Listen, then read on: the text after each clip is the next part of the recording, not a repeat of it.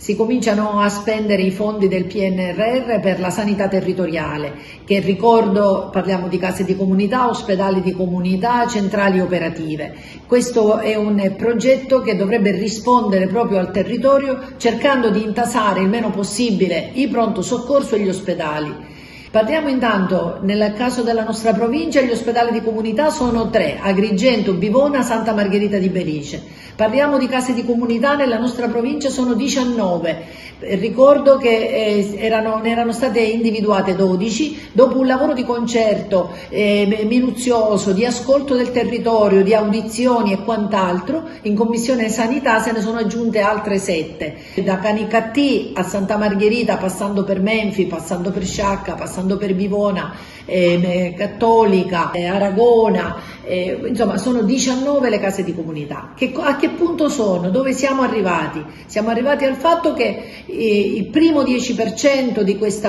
questo investimento è già arrivato e l'assessorato lo ha trasferito alle varie aziende ospedaliere. La Invitalia ha fatto un lavoro che è quello di aggiudicare i lavori, si è in attesa di vagliare la documentazione delle ditte che hanno partecipato per poter appaltare questi lavori. Complessivamente parliamo di una somma di quasi 800 milioni di euro ed è una somma notevole ed è una somma che può dare risposta di qualità, perché gli 800 milioni devono essere utilizzati per le 3 misure di cui ho detto prima, ospedali di comunità, COT e case di comunità, ma anche per ospedali sicuri, quindi mettere in sicurezza da un punto di vista strutturale le strutture vecchie che abbiamo, la digitalizzazione, l'acquisto di grandi apparecchiature. Per le grandi apparecchiature l'assessorato ha già provveduto, poi mano a mano che i lavori vengono fatti, vengono eseguiti, su piattaforma vengono inseriti i dati e il Ministero rimborsa i soldi, quindi parliamo, ripeto ancora una volta,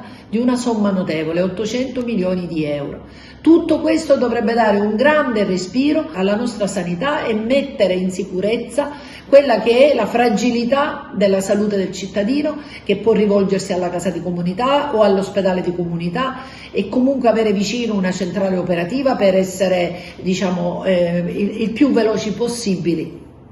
L'altra cosa importante che voglio mettere in evidenza sono le date, le scadenze. Allora, entro il 30 giugno del 2026 questi ospedali sicuri, i lavori devono essere terminati, entro il 30 settembre del 2024 le case di comunità,